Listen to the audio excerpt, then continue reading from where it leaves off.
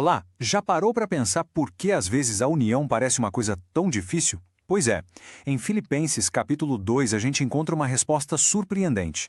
A chave não está em grandes estratégias, mas em uma única e poderosa virtude, a humildade. Vamos mergulhar juntos nesse caminho para a unidade?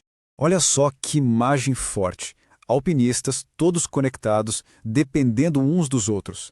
Se um deles escorrega, não é o fim da linha. A equipe está ali para segurar. É uma metáfora incrível para a comunidade que a gente é chamado a ser, não acha? Uma verdadeira corda de segurança formada pelo Espírito.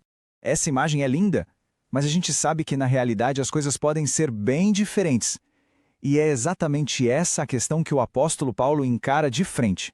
Por que essa união, que é tão vital, é tão complicada?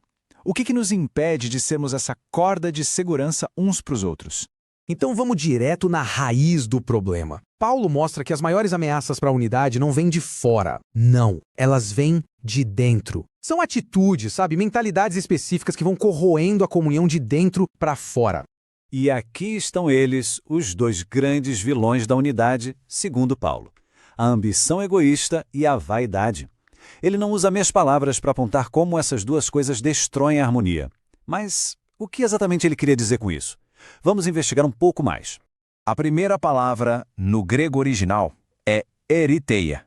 O mais interessante sobre esse termo é que ele não descreve só um desejo de sucesso. Ele fala de um espírito de rivalidade, sabe? Aquela busca por promoção pessoal que não se importa de passar por cima dos outros para chegar onde quer. É o eu acima do nós. A segunda palavra é kenodoxia, que significa literalmente glória vazia. É aquela necessidade de aplauso, de reconhecimento, de ser o centro das atenções. O problema, como o nome já diz, é que essa glória é oca, sem substância, e tira o foco do que realmente importa, minando a força do grupo. Certo, o ponto crucial é que Paulo não para só no diagnóstico. Ele nos mostra o caminho da cura. E esse caminho não é apenas sobre deixar de fazer o que é errado, mas sobre ativamente praticar o bem, cultivar virtudes que constroem pontes, em vez de muros. Isso aqui resume o coração da mensagem de um jeito brilhante. Unidade não é silêncio, não é só a ausência de briga. É algo muito mais rico. É a presença vibrante de amor, de consolo, de comunhão, de afeto e de misericórdia. É uma sinfonia e não um vácuo. Tá, mas e na prática? Como a gente constrói essa sinfonia? Paulo nos dá um roteiro. Primeiro, ter o mesmo amor. Depois, buscar uma união profunda de alma e de propósito. E por fim, o passo que talvez mude tudo, a humildade de genuinamente considerar os outros superiores a nós mesmos. E aqui está a grande virada de chave na nossa mente. A ideia não é se anular, mas expandir o nosso campo de visão. É tomar a decisão consciente de olhar para as necessidades e o bem-estar dos outros com a mesma seriedade com que a gente olha para os nossos. Uma mudança radical de perspectiva. Mas como isso é possível? Paulo não nos deixa com um ideal inalcançável, não. Ele aponta para o modelo perfeito, o exemplo supremo de alguém que viveu essa realidade de forma completa, o próprio Jesus Cristo. E aqui a gente chega no coração de tudo.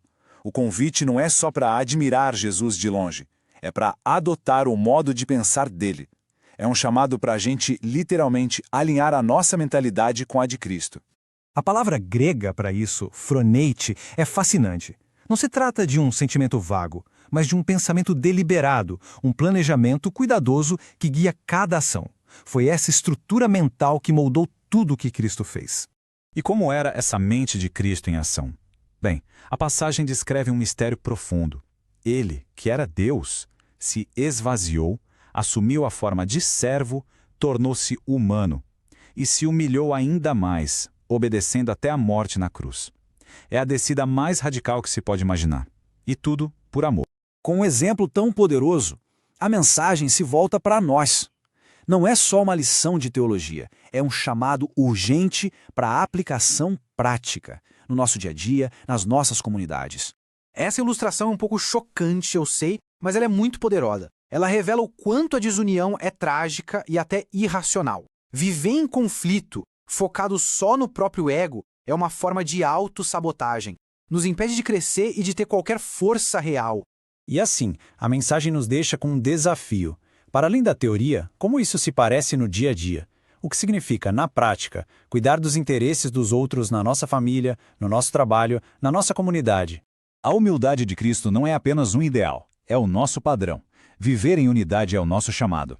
A pergunta que fica é: e se a gente começasse hoje, com um pequeno gesto, a colocar o interesse de outra pessoa antes do nosso? Que tipo de transformação isso poderia iniciar? Vale a pena refletir sobre isso.